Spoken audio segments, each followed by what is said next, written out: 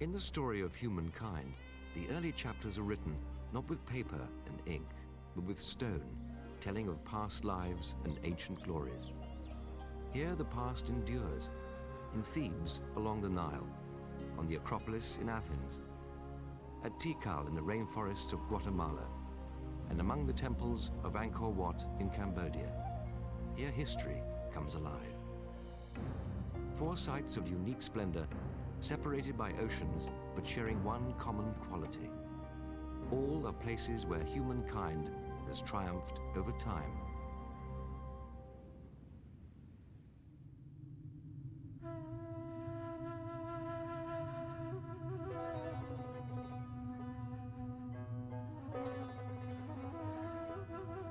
The Sahara, largest desert on Earth. Most of it is uninhabitable, most of it completely barren. But on its eastern edge, the desert gives way to a world of unimaginable fertility, sustained by the yearly flooding of the Nile River.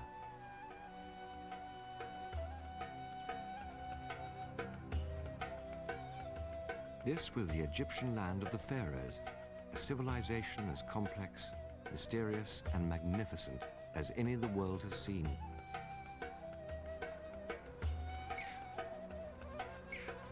The steady flow of the Nile brought prosperity to Egypt. Beginning over 5,000 years ago, these lands saw 31 dynasties of pharaohs, a record of stability unmatched by any other people. Today, there are no pharaohs, but life has not changed greatly since that distant time.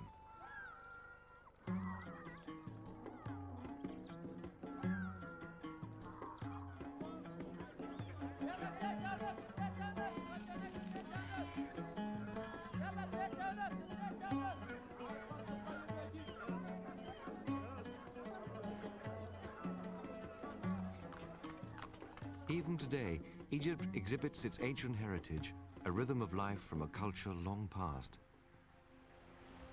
And nothing has asserted a pull upon the world's imagination the way the culture of ancient Egypt has. Regal, death-obsessed, given to erecting massive monuments to its kings, queens, and gods. Most famous of these are the pyramids of the Old Kingdom, vast sepulchres designed to deter grave robbers and preserve the pharaoh's riches for the afterworld. As monuments, they are superb, but as safe and secure tombs, the pyramids were utter failures. Later pharaohs were forced to search for other means to ensure immortality. 1,000 years after the construction of the pyramids, a new kingdom emerged, and the pharaohs tried again. Their palaces, temples, and tombs were built farther south along the Nile, at the ancient city of Thebes, home to the great god Amun-Re, and both spiritual and political center of the new kingdom. The landscape around Thebes hosted a building boom of monuments on a scale unequaled since the Old Kingdom. Karnak, Luxor, the Ramesseum, and the Valley of the Kings. This was the age of empire, when the wealth and power of the pharaohs reached far beyond the Nile Valley.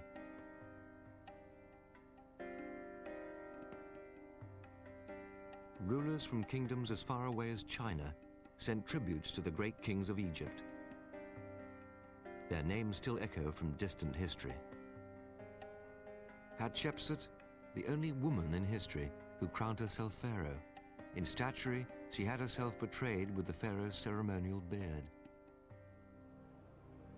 She built her tomb not in the Valley of the Queens, where other women of the royal line were interred, but alongside the pharaohs in the Valley of the Kings. Hatshepsut's final resting place dwarfed all but the pyramids in size and grandeur. Who knows what riches her tomb would have held had it not been pillaged over the years by determined thieves. Hatshepsut reigned for more than 20 years before her stepson and rival, Thutmosis III, usurped her throne. in a determined campaign of historical obliteration, he had all images of his stepmother destroyed, literally chiseled from her monuments. A century later, the pharaoh Akhenaten attempted a religious revolution, replacing Egypt's time-honored pantheon of gods with a single, all-powerful deity. His queen was the stunning Nefertiti, said to be the most beautiful woman who ever lived. They were deposed by powerful priests who placed a 9-year-old boy on the throne, Tutankhamun, whose tomb yielded golden treasures that astonished the world, shedding new light on the abundant riches of ancient Egypt. But of all these powerful pharaohs, one best survived the erosion of time. 40 years after Tutankhamun's death, Ramses II assumed the throne. Born in 1304 BC, he became the greatest king of the greatest age of Egypt. Sharp-featured and imperious, his light hair dyed red with henna, Ramses stood out. He ruled for 67 years, not just as Ramses II, but as Ramses al-Akbar, Ramses the Great. If for nothing else, history will remember Ramses as the pharaoh who cast Moses and the Israelites out of Egypt. But he was many other things in his long lifetime: historian, warrior, peacemaker, and father. By the time he ascended to the throne at the age of 25, Ramses already had 5 sons and 2 daughters. All told, he fathered over 150 children by 8 wives and numerous concubines. But beyond all his other roles, Ramses was a builder. No other pharaoh more splendidly celebrated in stone the abundance of his kingdom. No other built so many temples or erected so many colossal statues. And no other king spent so much time restoring the already ancient glories of Egypt.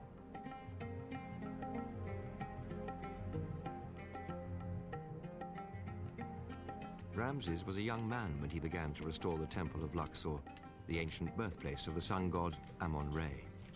He transformed the temple, creating new halls, shrines, and courts. His royal architects perfected lyrical, fanciful columns for the new project, shaped like papyrus and lotus stalks. Ramses dedicated statues to himself and to his favorite queen, Nefertari, who is sometimes shown standing obligingly at his knee. He built an avenue of sphinxes 2 miles long, connecting Luxor with the god's palace city, Karnak. Every year, in a sacred procession up the Nile, priests carried statues of the gods between Luxor and Karnak, the stone images celebrated by thousands with offerings and prayers. The Temple of Karnak was Ramses' greatest restoration project. The site was already 600 years old when he came to power, and big enough to swallow 10 Notre Dames. It was a virtual city of temples, a vast labyrinth of shrines, sacred chambers, and religious sites.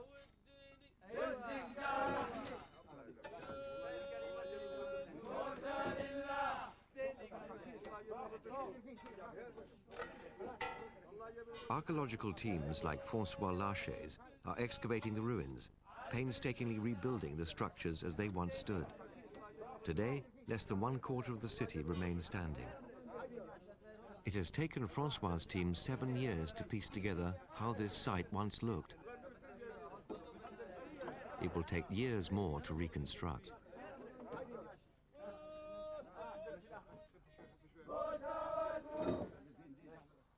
"20 dynasties of pharaohs left their mark at Karnak, paying homage to the gods on the temple walls. Everywhere they erected magnificent obelisks, tipped with gold to reflect the sun's holy rays. Ramses was no different. He too left his mark at Karnak. One of the ancient world's architectural masterpieces, the hypostyle hall is still the largest column chamber anywhere. Ramses completed this building project begun by his father Seti I, carving legends of the gods on every column. But Ramses devoted as much time to glorifying himself as he did the gods. He commissioned huge murals boasting of his victory at Kadesh in Asia Minor, where he single-handedly held off an attack from Egypt's enemy, the Hittites, or so he claimed. It was a story Ramses would tell in stone over and over again throughout his reign, each version more elaborate and more heroic than the last. In a sense, he was the world's first great self-promoter. The final outcome of Ramses' war was not a victory, but a negotiated peace, concluded by Ramses' marriage to the Hittite king's eldest daughter. Etched in stone on Karnak's walls in 1259 BC, it was the world's first international peace treaty.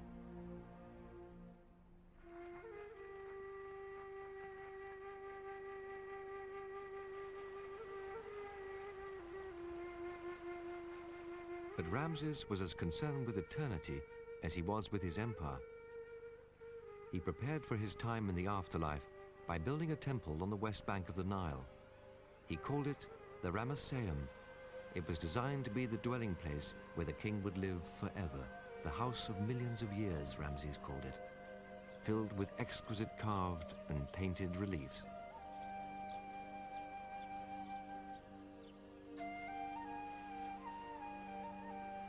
A giant statue once stood guard here.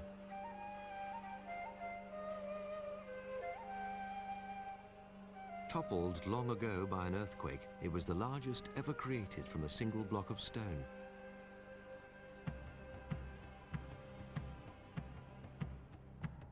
Yet Ramses' greatest building project was not at Thebes at all, but far to the south, at Abu Simbel, in the Egyptian land of Nubia.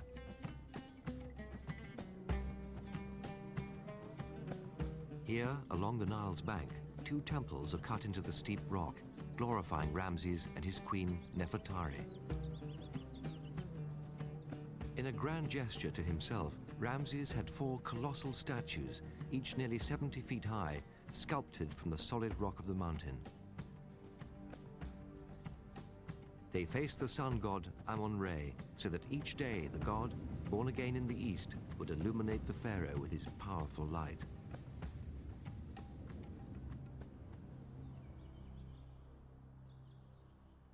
Inside the temple, 8 statues of Ramses, depicted as the god Osiris, stand vigilant and serene, guarding the inner sanctum that only the holiest of priests could enter.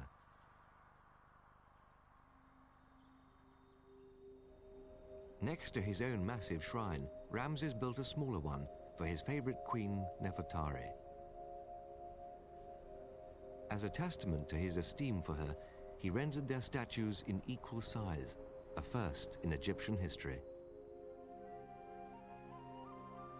Ramses ordered that Nefertari also be deified and consecrated as the goddess Hathor, light to the sun god Amon-Ra.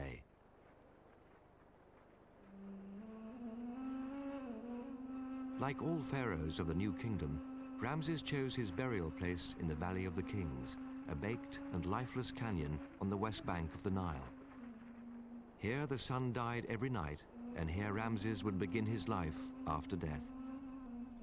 25 of Egypt's pharaohs were buried in the Valley of the Kings, hidden under the rock and sand in an attempt to thwart the relentless efforts of tomb robbers, Egyptian and European. Sadly, none but Tutankhamun escaped the pillaging, not even Ramses. Despite all his precautions, his tomb was looted, his mummified body unwrapped from its jewel-encrusted shroud. Ramses the Great lay alone in death, abandoned, stripped of all ornament and rank. For an Egyptian pharaoh obsessed with the afterlife, it was a cruel fate. Centuries later, a high priest rescued the mummy, placed garlands of lotus flowers and water lilies around its neck, and buried it in a plain wooden coffin in the tomb of Ramses' father. Yet despite the desecration of his earthly body, Ramses the Great did achieve something of the immortality he craved. The temples at Abu Simbel, built more than 3,000 years ago, represented a miracle of human labor and spirit. In the 1960s, a second miracle occurred here. As the waters of the Nile began to rise behind the newly built Aswan Dam, an international effort to save the great temples of Ramses took shape. engineers from around the world joined in the reclamation project, cutting the temples into more than 1,000 blocks and reassembling them 213 feet on higher ground. It was a monumental effort, an effort worthy of Ramses. The temples of Egypt are more than mute stones and obscure hieroglyphics. They represent a way to connect to an ancient people, to a civilization that lasted as long as any other on the face of the earth. Today, Ramses lives on at Luxor, at Karnak, in his innumerable monuments. Straight-backed, proud, steady as the sun, with a gaze that tells us he knew greatness lay before him.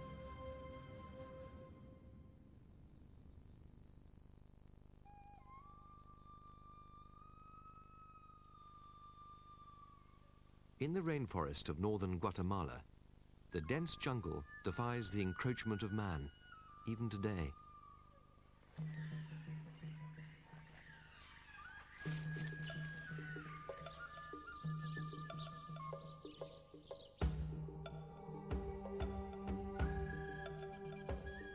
But beneath the forest canopy lurk secrets of an ancient culture that achieved greatness at terrible human cost. This was the civilization of the Maya, and they thrived here for more than 1,000 years. At a time when Europe was still trapped in the Dark Ages, the Mayan people developed a society marked by grand achievements in mathematics, astronomy, agriculture, and architecture. But at the heart of Mayan culture lies a mystery. Their sophistication, their high level of knowledge and learning, was matched with a tradition of human sacrifice and ritual torture. Such is the paradox of the Maya. How could a people so advanced be wedded to the gruesome and primitive practice of blood sacrifice?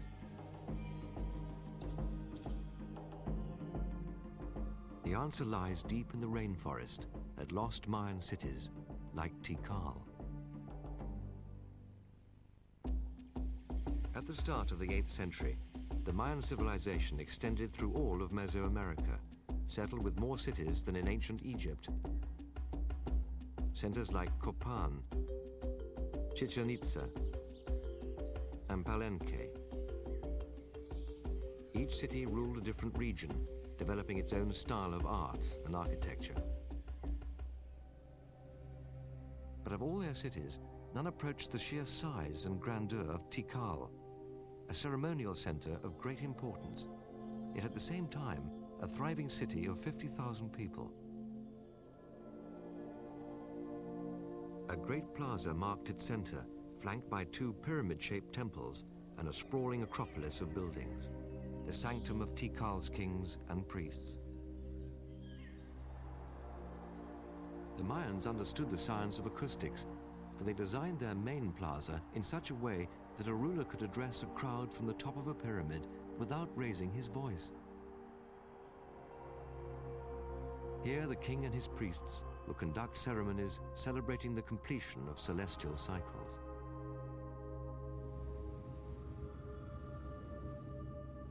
They would make offerings to the god Chark to ensure the coming of rain.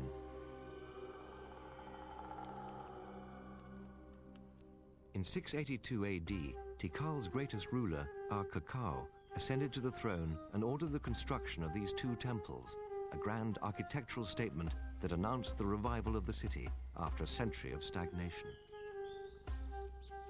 When the grand temple was completed, the king's architect left his signature, a palm print above the doorway. Without benefit of metal tools, wheels, or draft animals, the Mayans built on an enormous scale.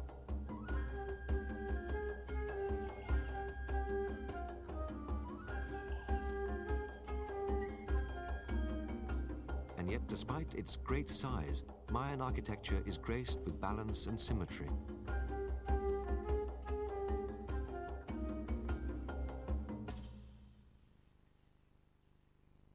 Their temples were aligned with the path of the sun and moon during the seasonal equinoxes and solstices. The homes of Anakreon's royal family, his priests, architects, and retainers, looked out onto spacious gardens and courtyards, carved out of the encroaching jungle, a jungle that they respected and honored as the wellspring of their existence.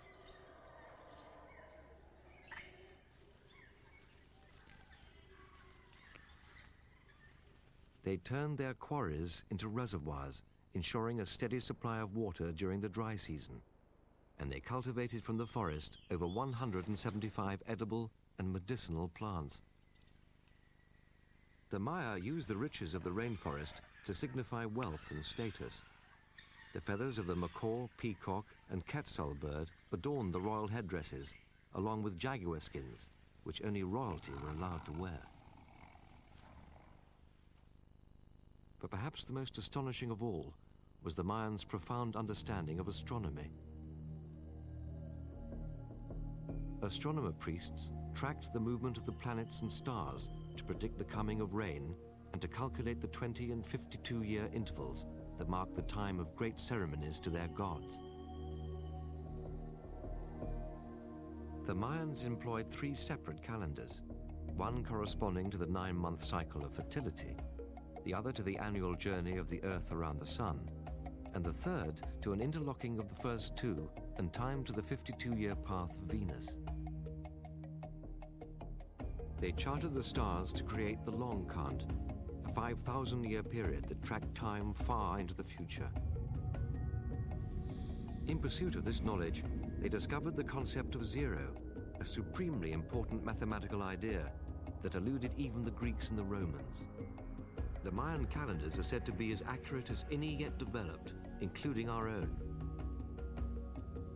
For the Mayans, the night sky also symbolized the underworld, Xibalba, a place through which souls must journey after death. The ruler, Anakreon, was depicted in a canoe headed to the underworld, ferried by the terrible lords of Xibalba. This scene of the king's passage to death was carved on the leg bone of a prized royal captive and buried in the king's tomb. In the Mayan myth of creation, twin brothers traveled to Xibalba down the trembling canyon and across the river of blood, accepting a challenge from the lords of darkness of a ball game played to the death. The brothers emerge victorious, thereby giving hope to mankind. The Mayans would reenact this myth over and over at important ceremonies, a ritual of life and death played out as victory and defeat. Players would pass through a special doorway before the game began to symbolize the passage from life to death. Every important Mayan city built at least one ball court to reenact this important event, for the game symbolized mankind's struggle for existence. The ball game was so important to the Mayans that players were selected at a young age, housed in separate quarters, and trained for years, often to play just one ceremonial game. For the losing players paid with their lives.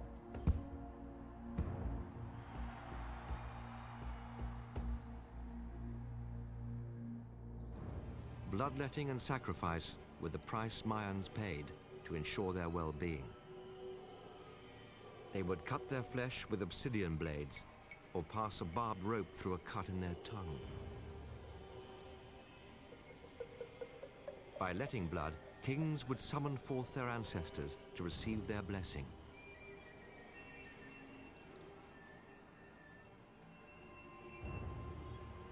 They would bring captives home from war to be sacrificed to their gods.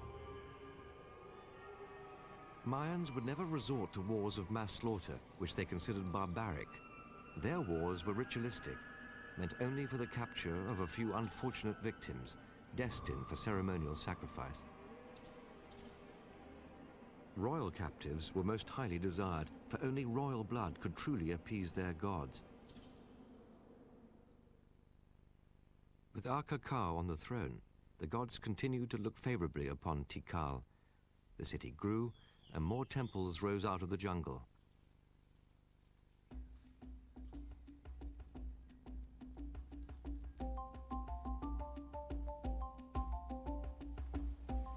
Merchants extended their trade routes even further, traveling by canoe over floodplains and canals, for shells from Tulum on the Mexican coast and jade from Copan in nearby Honduras.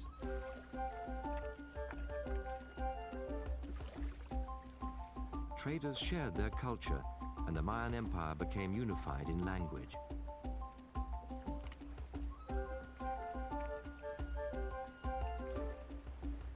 But the land had found its limit. Overpopulation and drought put too much of a burden on the jungle. And the Mayans, who saw its riches as infinite, lost faith when it failed them. The gods were angry. Their priests were powerless, the king no longer almighty. Tikal could not sustain them. The building boom that made Tikal the greatest of Mayan cities was over. The city was abandoned by the year 900. The temples and palaces that once rose above the jungle now sank back into it, absorbed by the same forces of nature that once gave them life.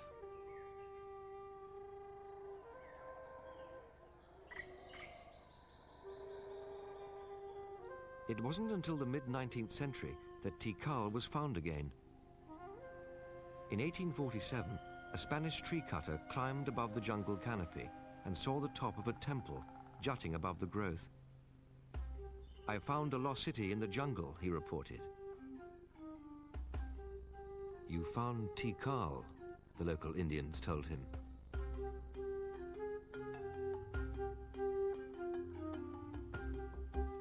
And though Tikal may have been lost to the jungle, the Mayan people were not.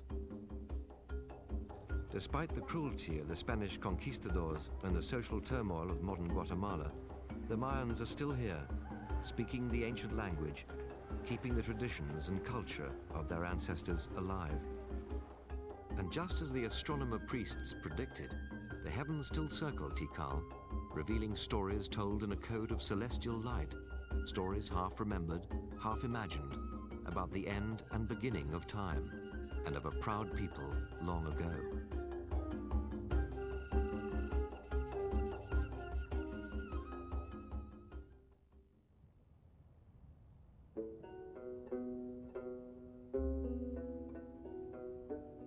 On a hilltop above the Aegean, two powerful gods held a contest to see which would become the patron of a great people. Poseidon, god of nature, the sea, of storms and of earthquakes, struck his trident into the rock and offered a priceless gift: the waters of the sea. Athena was goddess of wisdom, intelligence, agriculture, the arts. She had no thunder and lightning at her command. She merely brought forth a small tree, the olive, bearer of oil and fruit. So useful was this simple gift that the people chose Athena over Poseidon, civilization over the forces of nature. They named their city Athens in her honor and invoked her wisdom to guide them through the ages.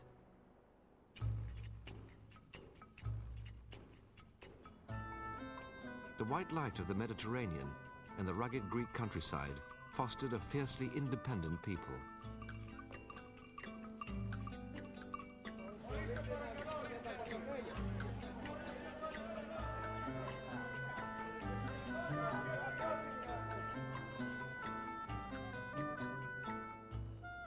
They formed themselves into city-states, each a small country unto itself.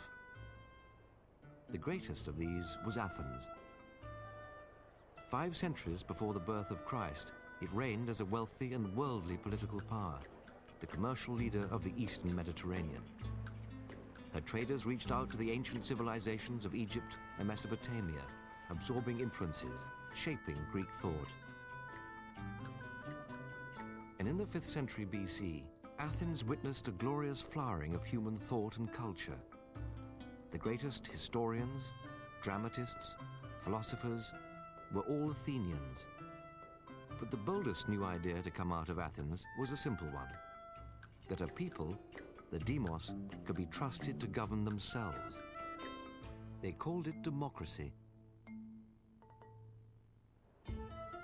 This was the golden age of Greece, and it found perfect expression in a massive temple complex built upon Athens' most sacred site, the Acropolis.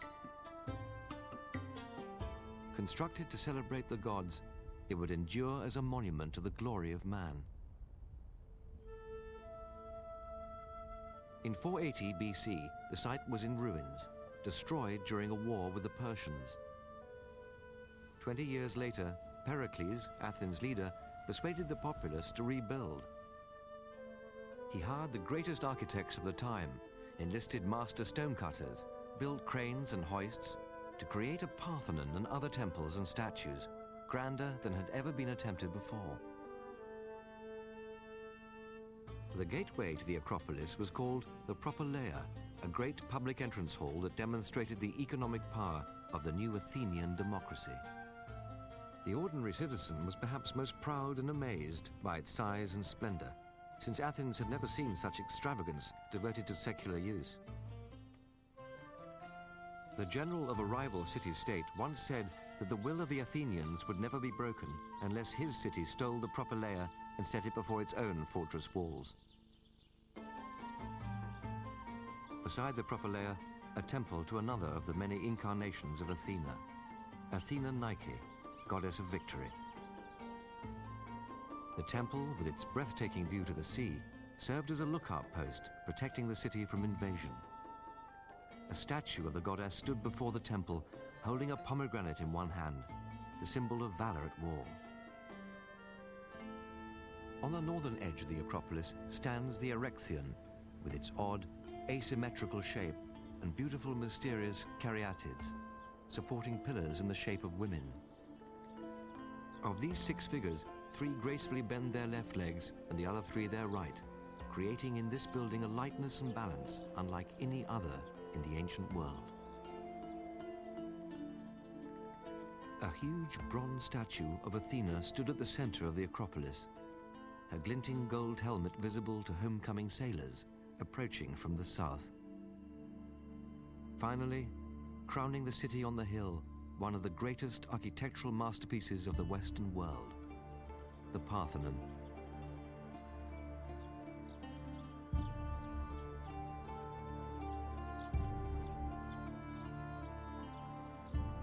The Parthenon perfectly communicates the ideal of reason held so dear by the people of Athens.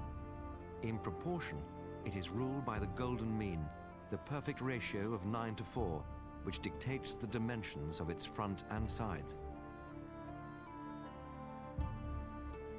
Extraordinary and ingenious stratagems, tilting the columns a single degree, making the porch rise slightly in the middle, trick the eye into an illusion of perfection.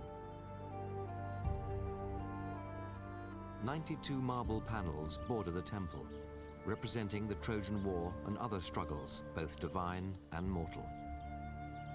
Directly behind the columns, a frieze circled the building, depicting the procession to the Acropolis that took place once every 4 years to honor the goddess Athena.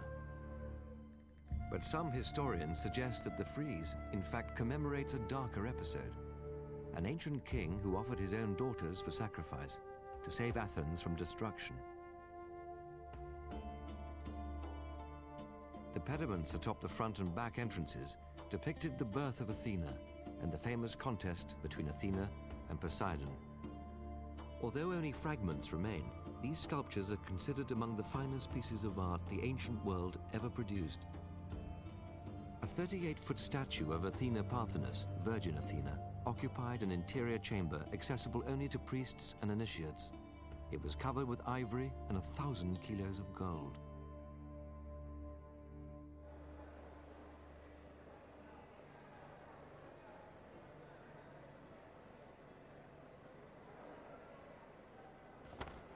Just as it was over 2,000 years ago, the Agora is still the place where Athenians meet, shop, and argue about events of the day. Then, as now, it was Athens' spiritual and social heart. Political assemblies took place here. For the first time, all citizens were paid to hold public office, so that poorer citizens could participate without losing a day's earnings. It was the world's first true democracy.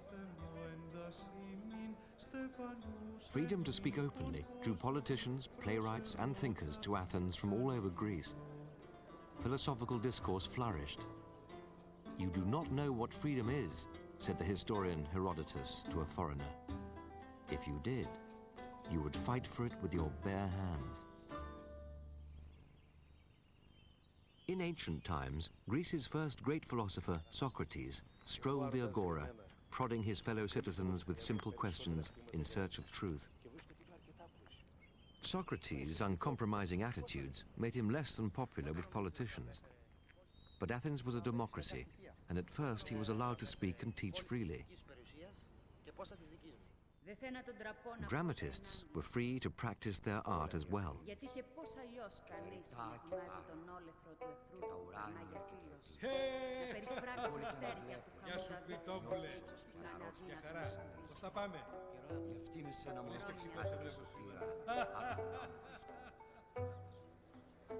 Modern drama was born in Athens.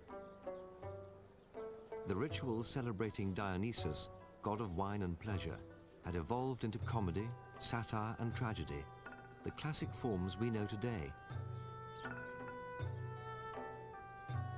Interpreting history and myth, probing the mysteries of the human condition, these performances became so popular that the Athenians built an amphitheater on a hillside below the Acropolis and named it the Theatre of Dionysus. Clever political parodies, bloody epics, raucous comedies, and ribald satires were performed before crowds of up to 17,000 people. Drama was immensely popular. In fact, the state thought it so important to the life of the citizens that they were paid to attend. Women could not take part in the dramas, but they were allowed to watch, albeit in the last rows.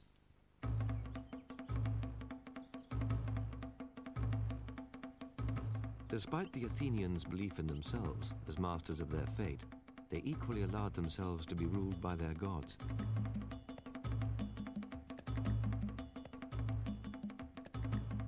Their gods were not remote, like those of the ancient Egyptians. They were as real to them as their neighbors, capable of feuds, jealousies, folly, and anger. Their gods were simply immortalized versions of themselves. The religious center of the Greek world was a place called Delphi, 200 miles to the north of Athens, the point at which Zeus's eagles, sent from opposite ends of the earth, met. There, a shrine to Zeus's son, Apollo, became the place where the gods delivered judgment. At Delphi, Apollo, the god of prophecy, spoke through an oracle, a priestess in a deep trance, cryptic phrases interpreted for the faithful by priests with the ambiguity of all good fortune-tellers.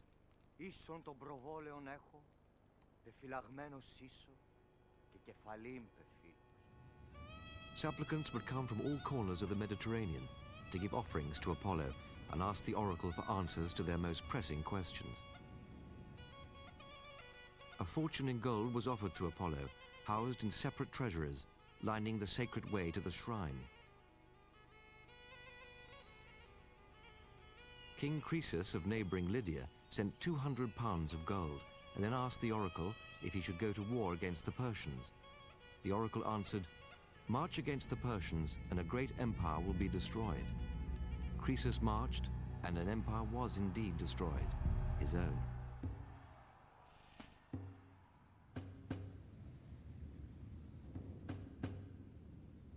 By the mid-4th century BC, after a few short generations of its glorious experiment with democracy, Athens once again fell under the rule of tyrants. Accused of corrupting youth with radical thoughts, Socrates was given a choice: to recant his views or die. He chose death by poison. After the brilliance of playwrights like Sophocles, Aeschylus, and Euripides, Greek drama went into decline.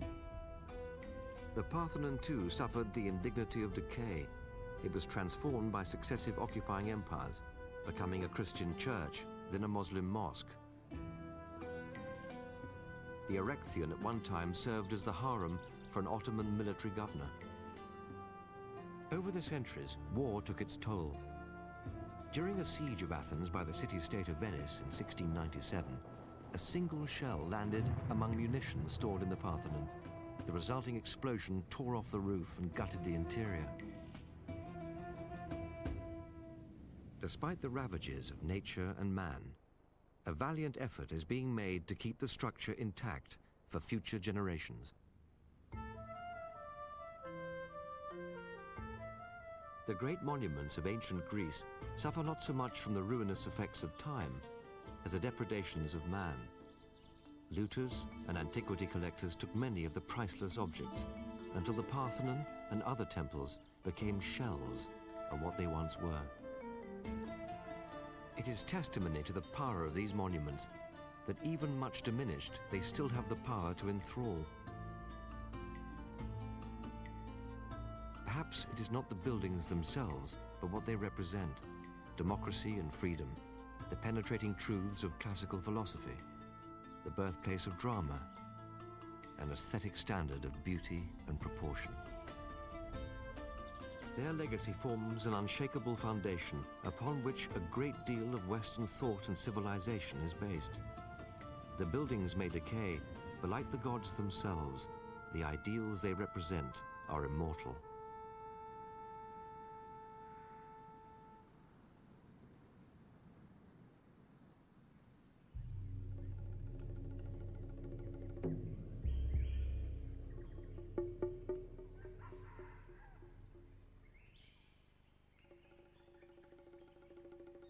At first, they appear to be mere blocks of stone.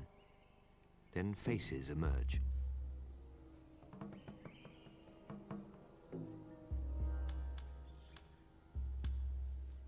And suddenly, there are dozens, hundreds, smiling inwardly, timeless, at peace.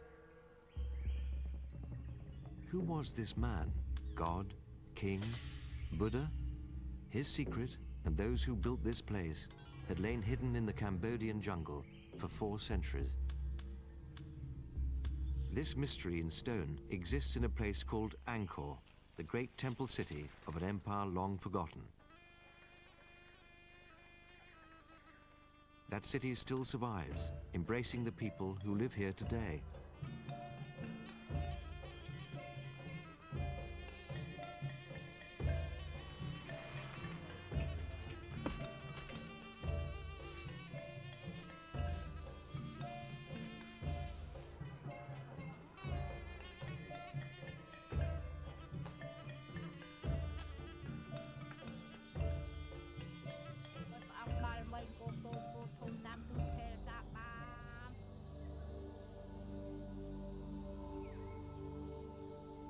In the last millennium, the fertile lands between India and China were fought over for centuries by rival kingdoms in what are now called Vietnam, Laos, Thailand, and Cambodia.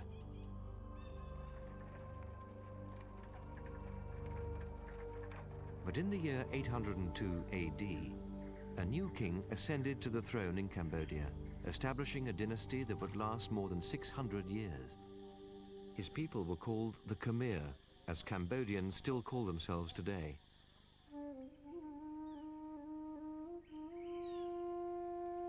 Angkor would become a city of more than 1 million people, larger than any European city at that time, the largest religious site in the world. And its great temples would be among the most exquisite achievements of religious art by any civilization. For the Khmer people believed that they were building, quite literally, heaven on earth.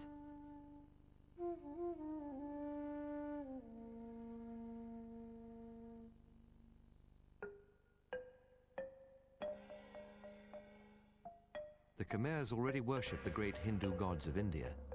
But by the 9th century, the Khmer kings decided to make themselves gods as well, gods on earth.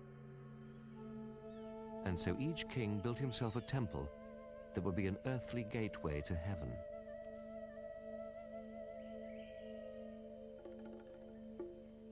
The finest of these is Angkor Wat.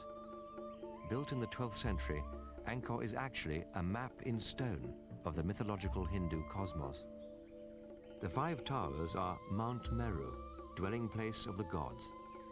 Surrounding the towers are corridors running a half-mile around, the wall of rock at the end of the earth. And finally, a great moat that represents the ocean at the edge of the universe. Unlike almost any other temple in the Khmer kingdom, Angkor Wat faces the setting sun in the west, indicating that the king meant this to be his final resting place.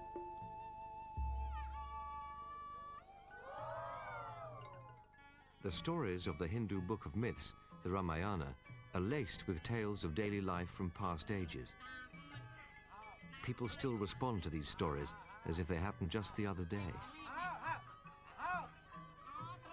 Full of folk wisdom and earthy humor, the Ramayana stories link these people to their rich past, preserving it for their generation and the ones to come.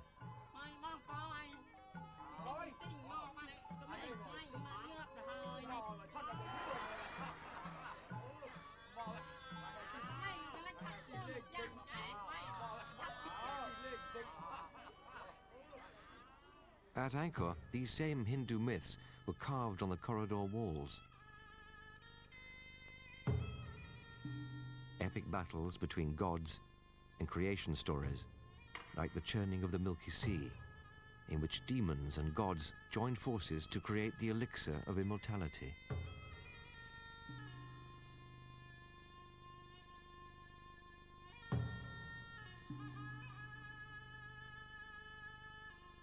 They are attended by hundreds of delicately carved apsaras, seductive nymphs who inhabit the heavens.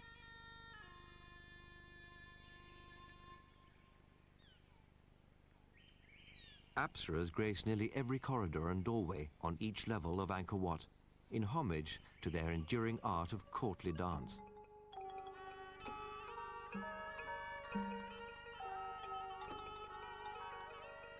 These court dances dramatize many stories, like that of Sita, the beautiful wife of Rama, and their adventures in and beyond the royal court, always with good triumphant over the evil demons and other dark forces.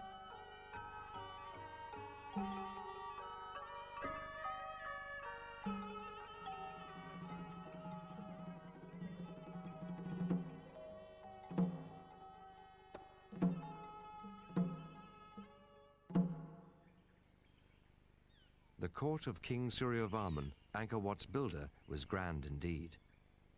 Processions were common. He even had a platform built at the east gate so that he could mount directly onto his elephant, no staircase needed.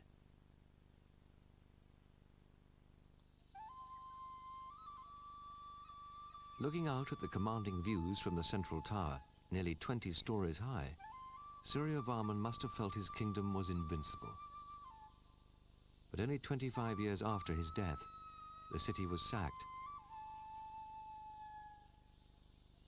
In a surprise attack, a nation to the southeast, the Chams, razed Angkor while the new king, Jayavarman VII, was out of the country. Already in his 50s, Jayavarman was said to be a serious and devout man, stocky and plain of face. Unlike his Hindu predecessors, he had embraced the peaceful doctrines of Buddhism.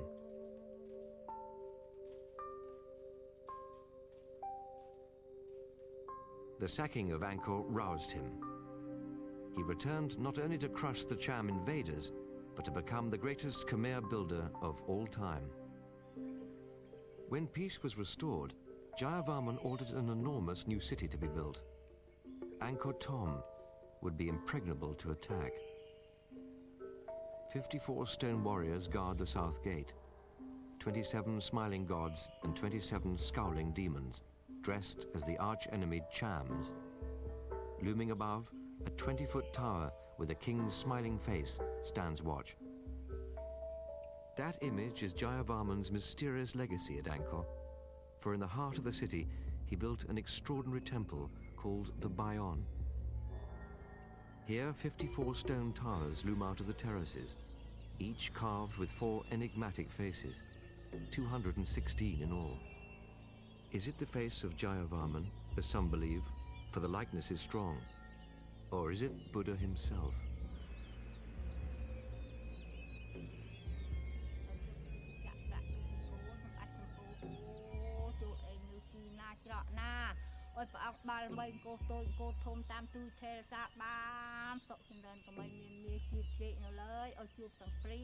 ប្រទេសទាំងធ្វើឆ្លងវាលធំវាល3អីរហូតបានអាយុវែងទាំងអស់គ្នាព្រះអង្គអើយបានសុខសប្បាយ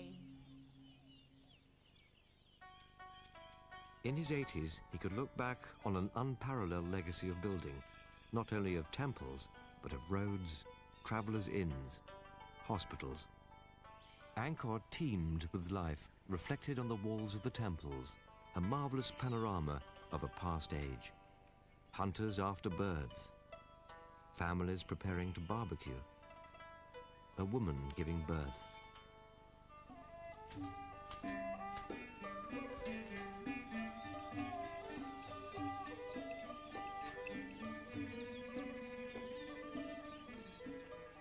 The rhythm of life follows the rhythm of the land, much as it did hundreds of years ago. At Angkor, the ancient Khmer kings built vast waterworks to trap the lakes in the monsoon season. Soon, the land was producing 3 and even 4 rice crops a year, creating a prosperous leisure class and an increasingly extravagant lifestyle at court.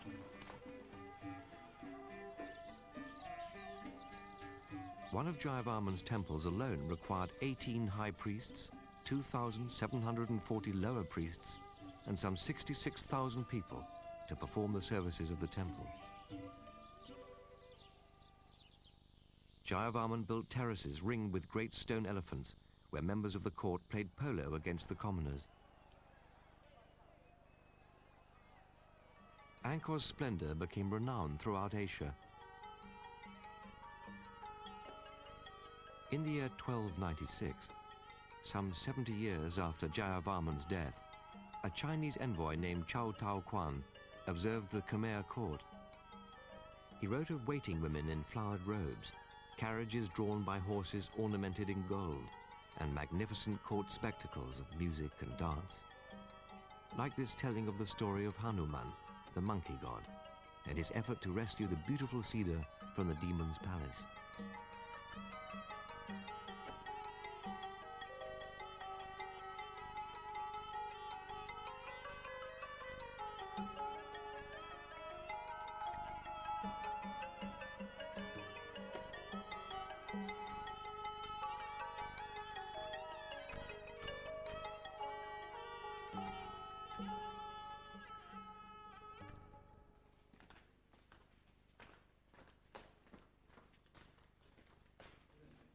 But while the fame of the Khmer court spread across Asia, Cambodians were gradually embracing the teachings of Buddha, which taught that the end of suffering comes from the individual and not from powerful gods and their royal counterparts on the throne of Angkor.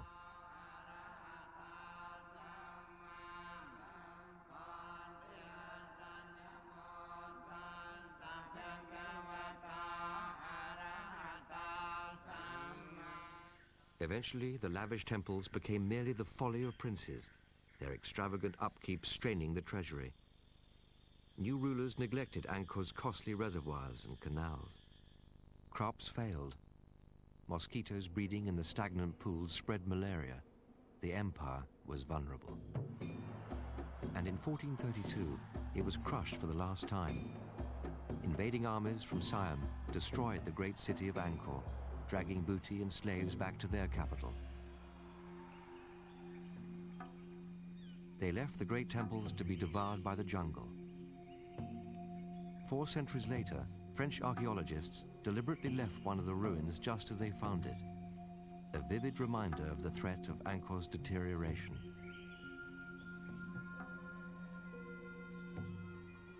The temple of Ta Prohm, built by Jayavarman as a tribute to his mother, is now half consumed by tree roots, strong enough to split the stones.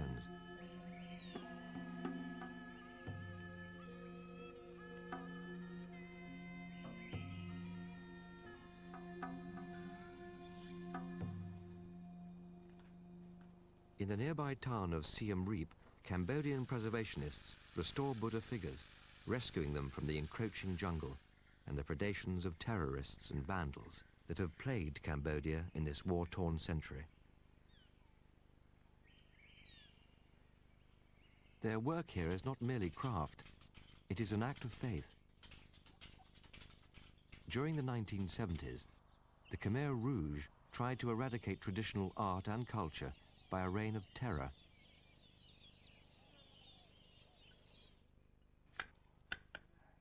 But the Khmer people have succeeded in reviving their ancient arts, handed down by masters, even to the youngest generation, who are keeping their traditions alive.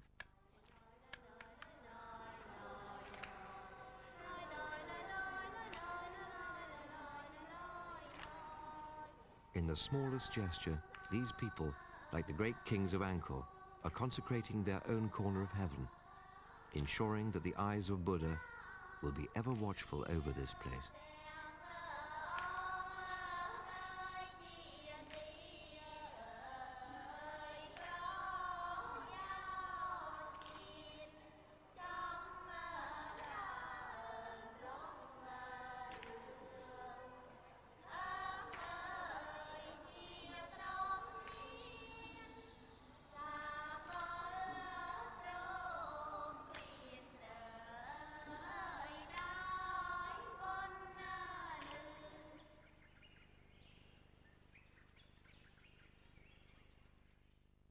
Humankind has always strived for permanence, for something that transcends the narrow boundaries of their lives.